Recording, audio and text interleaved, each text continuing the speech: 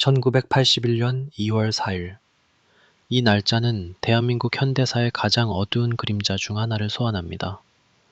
오늘 우리는 부산의 한 복지시설에서 벌어진 끔찍한 진실을 파헤치려 합니다. 겉으로는 오갈 데 없는 사람들을 보살피는 형제복 지원이었습니다. 하지만 그 내부는 완벽하게 고립된 지옥이었고 국가가 방조한 거대한 감옥이었습니다. 이 비극의 뿌리는 1970년대로 거슬러 올라갑니다. 시대적 배경을 먼저 이해해야 합니다. 당시 정부는 거리의 불황아들을 정화해야 한다는 정책적 목표를 내세웠습니다. 이것은 1975년에 공포된 내무부 훈령 4.1공호를 통해 공식화되었습니다. 경찰은 길거리에서 만난 누구라도 불황인이라는 명목으로 검거할 수 있었죠.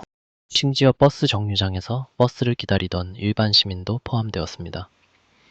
이렇게 잡혀온 사람들을 가둘 장소가 필요했고 그 중심에 형제복지원이 있었습니다. 형제복지원은 1975년부터 1987년까지 운영된 한국 최대 규모의 수용시설이었습니다. 이곳의 원장 박흰근은 수용인원 1명당 정부 보조금을 받았습니다. 즉 사람이 많을수록 돈이 되는 구조였습니다. 그는 사람들을 상품으로 취급했습니다. 수용자들은 기본적인 인권조차 보장받지 못했습니다. 그들의 삶은 완벽하게 통제되었죠. 아침 5시부터 밤 늦게까지 강제 노역이 이어졌습니다. 탈출은 상상조차 불가능했습니다. 밥은 그야말로 짐승의 먹이 수준이었습니다. 영양실조는 일상이었습니다. 규율을 어긴 수용자는 몽둥이와 강목으로 무자비하게 폭행당했습니다. 특히나 보일러실은 공포의 상징이었습니다. 폭력과 감금, 고문이 행해진 장소였죠. 많은 여성이 성폭행을 당했고 임신을 해도 아이를 낳은 뒤 바로 시설에 버려졌습니다. 수많은 사망자가 발생했습니다. 사망 원인은 질병, 영양실조, 그리고 구타였습니다. 공식적으로는 513명이 사망했다고 기록되어 있지만 이는 새빨간 거짓말이었습니다. 시설 관계자들이 직접 시신을 안매장하거나 화장하여 증거를 인멸했기 때문입니다.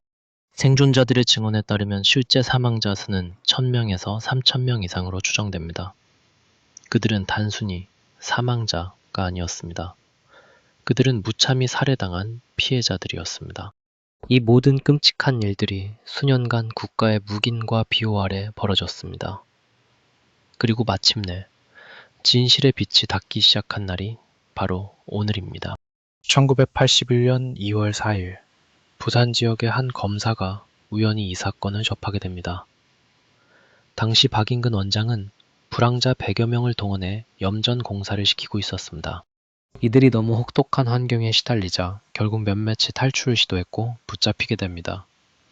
이 과정에서 한 여성 수용자가 사망하는 일이 발생했고 사건이 검찰에 인계된 것입니다. 이 검사는 단순 폭행치사 사건이 아님을 직감했습니다.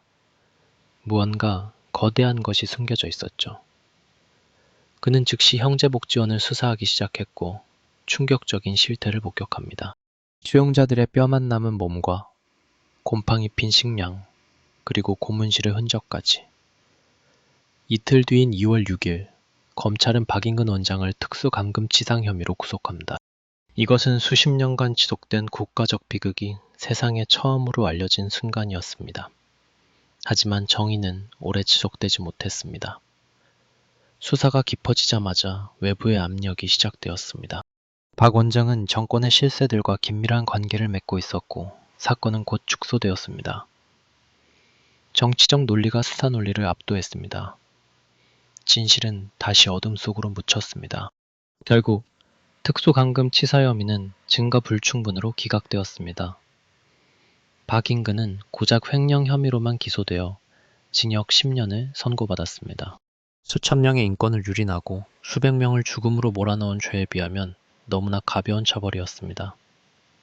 심지어 그는 2년 6개월 뒤 특별 사면으로 풀려나 복지원 사업을 이어갔습니다. 형제복지원은 폐쇄되었지만 이 사건의 피해자들은 여전히 고통받고 있습니다. 이들은 국가가 직접 자신들을 납치하고 폭행을 묵인했다고 주장합니다. 하지만 국가 배상 소송은 모두 기각되거나 소멸시효를 이유로 패소했습니다. 피해자들은 공식적인 사과나 보상, 그리고 명예회복을 받지 못했습니다. 이 사건은 여전히 국가폭력에 의한 미제 사건으로 남아 있습니다. 2020년 진실화해를 위한 과거사 정리위원회는 재조사에 착수했습니다. 위원회의 공식적인 조사를 통해 국가의 책임이 재차 인정되었습니다. 하지만 법적 배상과 명예회복까지는 아직도 갈 길이 먼 상황입니다. 형제복지원 사건은 우리에게 묻습니다. 진정한 복지란 무엇이며 누가 악마를 키웠는가? 2월 4일, 당신이 이 비극적인 날짜를 기억하는 것이 바로 생존자를 위한 첫걸음입니다.